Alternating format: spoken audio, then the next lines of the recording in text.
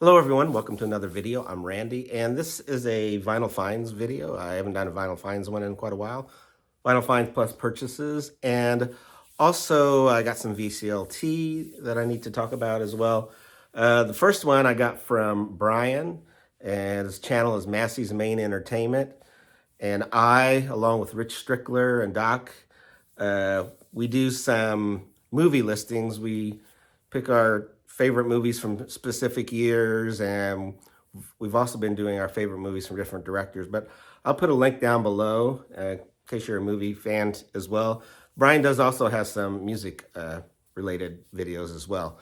But I had mentioned when we were talking that I had all the Bob Dylan albums but two. I didn't have Dylan and the Dead, and I didn't have the Christmas album.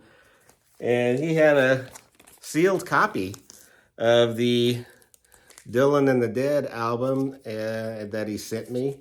And so I haven't listened to it yet, but I know some people it doesn't have great reviews, but I'm a completist with Bob Dylan. I didn't have this one. I'm very happy to have it. Thanks, Brian. And then I got this a long time, quite a long time ago, from Matthew Street, and it's the Rattled Humming Heart CD he sent me from the Midnight Callers. Great group, and he said, just to see what you thought of them. Now, I already had their debut, which was called Red Letter Glow, and I'd really liked them, and so I knew I was going to like it. And they've been called power pop, but they have a little bit of glam, some jangle pop, some just straight ahead classic rock and roll. And one of their songs, let's see, New York Tramp, was nominated for the song, the coolest song of the year, coolest song in the world, I think is actually what it's called, on Little Steven's Underground Garage.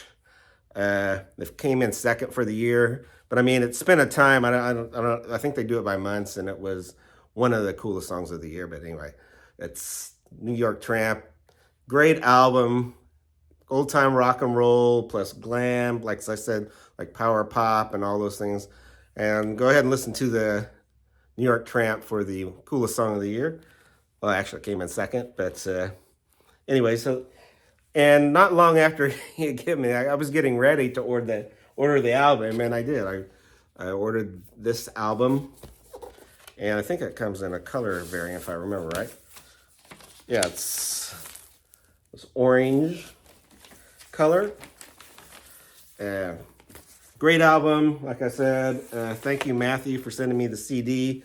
He also sent me Midnight Caller's pin, a little information about them, kind of a photo mini poster. I think I got a decal too, but I'm not sure where that is right now. But anyway, thanks, Midnight Callers. It would be in my top 5 of the albums of the year for 2023, but so check them out. And now for the few of the things I've picked up lately. Dave Edmonds, DE 7th is the album. This came out in, what was it, 1982. This was after Rockpile. He did several solo albums after Rockpile that were almost like Rockpile albums because all the people were playing on it. This is one after where he signed with a different label. He left the Swan label, and I can't remember what this is on. Oh, it's Columbia. It was on Columbia, like I said, without the Rockpile people, but it's a great album. Good old rock and roll with a little bit of rockabilly mixed in. From Small Things, Big Things, One Day Come was a song given to him by Bruce Springsteen, which is a great tune. Me and the Boys, which was an NRBQ song. Louisiana Man, Doug Kershaw song, but yeah, some great old rock and roll from Dave Edmonds there.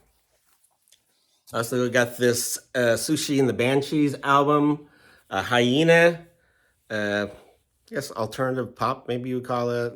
It's also got some rockin' tunes like Bring Me the Head of the Preacher Man and Blow Your House Down. Looks like a promo copy there. Got the promo stamp on there. There's the Geffen label that it was on. Sushi and the Banshees. I also bought the latest Van Morrison album, Accentuate the Positive, where he does a lot of early rock tunes, plus some standards as well. And I kind of like the standards he does because he kind of rocks them up, which is really cool. But he just does a lot of covers of some of his favorite influences. I guess you can see the songs that are on there right there. But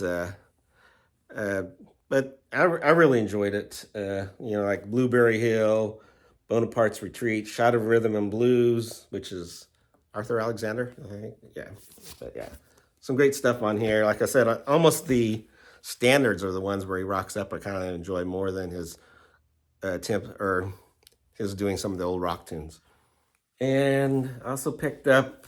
They've been reissuing some of the Tom Waits albums from when he was on Island, and putting them on vinyl. This is Swordfish Trombones. I know some of the people have complained about some of the pressings. This one I didn't have any problem with because I kind of waited on some of them. Now, of course, I said that I wasn't going to buy everything on vinyl that I have on CD, but Tom Waits will kind of make an exception. This is one of my favorite albums of his, Swordfish Trombones. This is kind of where he changed from his approach from the traditional singer-songwriter and used like different instruments and just a whole new way of his repertoire, I guess you could say. But great Tom Waits album. Got the lyric sheet there.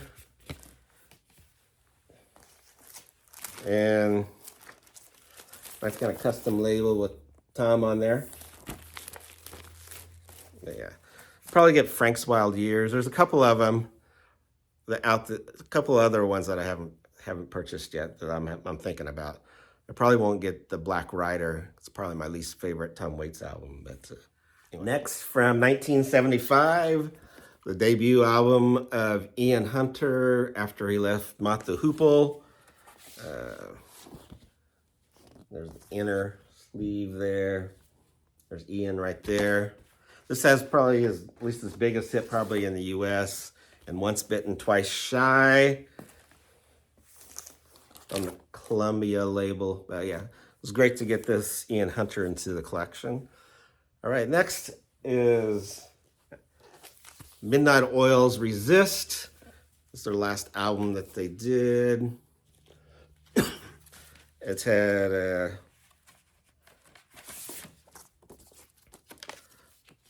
different colored vinyl. It had red colored vinyl, which was really cool.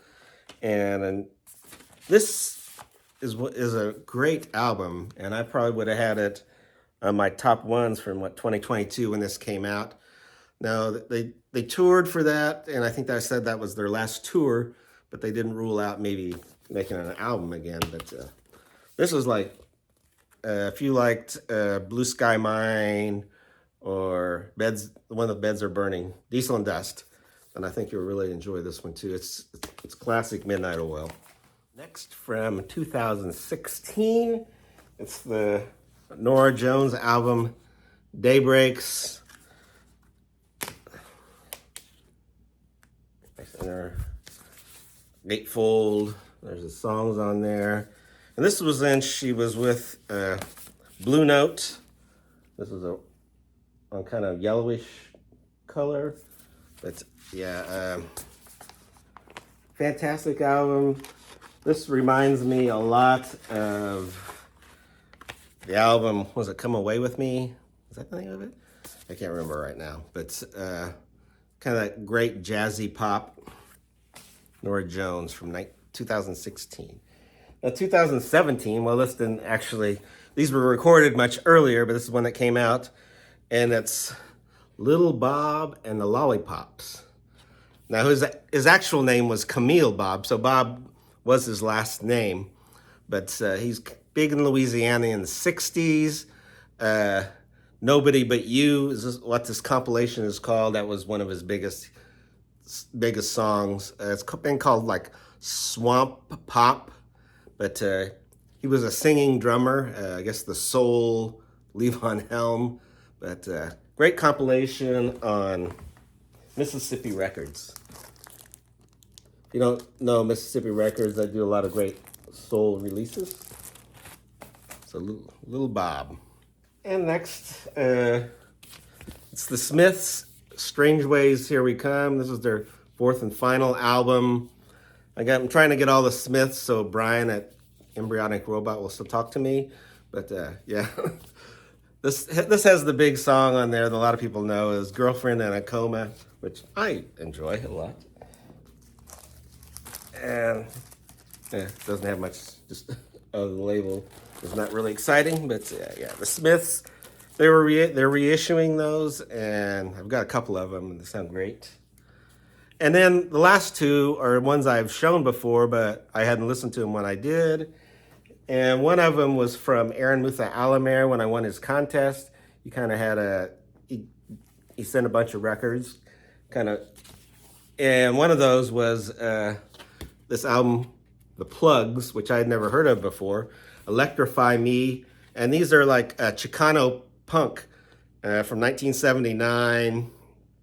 But, and I think one of the songs was used on the Repo Man soundtrack. But yeah, interesting punk rock. And there's a label, but it doesn't really show anything on there. And then the last one I'm going to show is one that I got when I was with Steve from All the World's a Stage and Glenn Calloway from the Basement, and we went to the Bob Dylan Museum in Tulsa, Oklahoma, and I got my first Wishbone Ash record, and so I'd shown it, but I hadn't talked about it. I thought this was great. This Argus, this dual twin guitars, and the first side especially is just fantastic. Second side is not quite as strong as the first side, but it's really great. A great album on MCA Records. Anyway, so that's all I picked up. I hope everyone's doing well, and well, actually, I picked up more than this. I'll probably have to show them in a later video. But everyone take care, and thanks a lot.